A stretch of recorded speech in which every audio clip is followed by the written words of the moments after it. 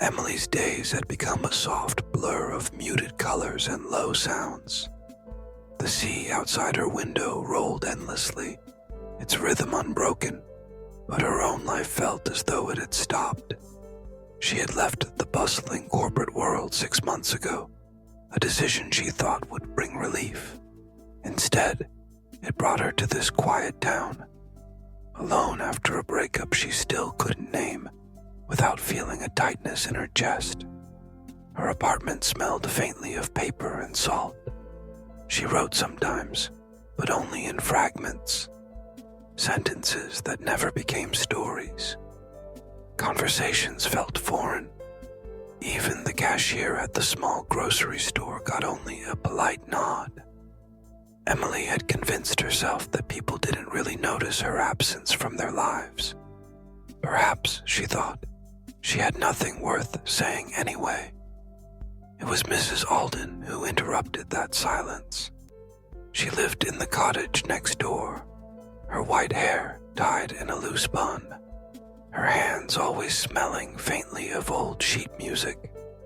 One late afternoon, Emily found her on the shared porch steps holding a plate of lemon cookies.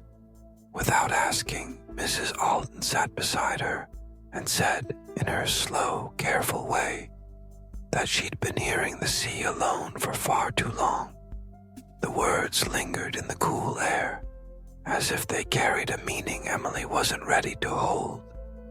Mrs. Alden began visiting often, never with loud energy, but with a presence that seemed to warm the space around her. She told Emily she used to teach music and believed that silence was just as important as sound. Emily listened, unsure if she agreed, yet drawn to the way the older woman spoke, like each word had been given time to breathe before it left her lips. One evening, Mrs. Alden handed Emily a notebook with a faded green cover. She suggested Emily write 1 page a day, not for an audience, but to see what her voice sounded like when no one else was listening. And then, almost casually, she added that there was a small reading group at the community hall on Thursdays. Perhaps, she said, Emily might share 1 page there.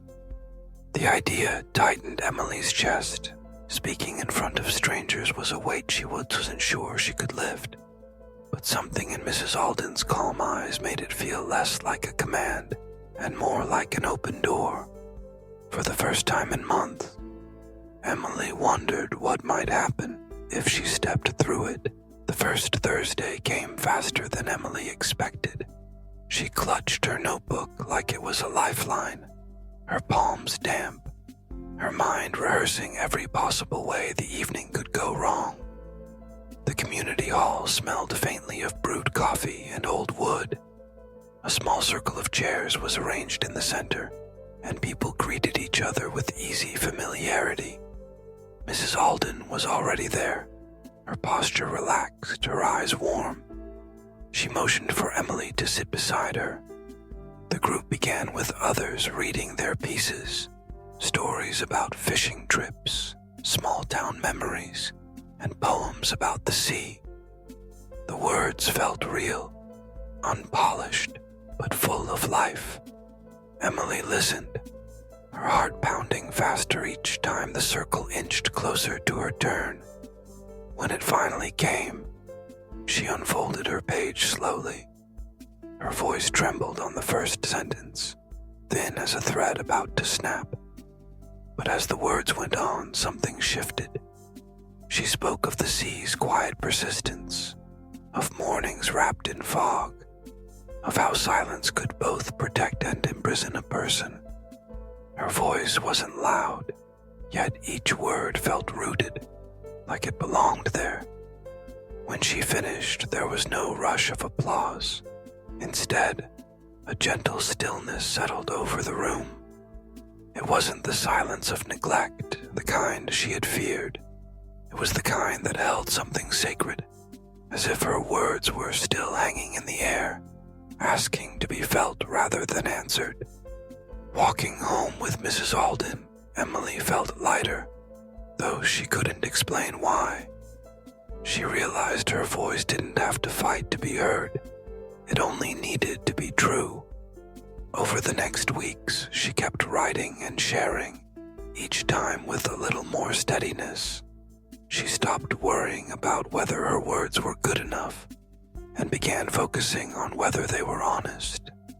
One evening, she read her most personal piece yet, a reflection on the moment she realized her past had taught her to keep quiet and how she was learning to let go of that lesson. Again, the room responded with that same deep quiet, and Emily understood. This was the kind of silence that gave space for voices to grow. As they left, Mrs. Alden smiled and told her, "You found it." Emily didn't need to ask what she meant. The sea still rolled endlessly outside her window, but now she was rolling forward too, steady, sure, and entirely herself. Sometimes the loudest changes happen in the quietest places. We wait for the world to notice us, forgetting that the first person who needs to hear us is ourselves. Emily's story reminds us that silence is not the absence of a voice, but the space where it can take root. Strength doesn't always roar. It often whispers patiently until we are ready to listen. And when we do, we find that the courage we've been searching for was never far away. It was there in the stillness, waiting for us to speak. If this story touched you, share it and let it touch another heart.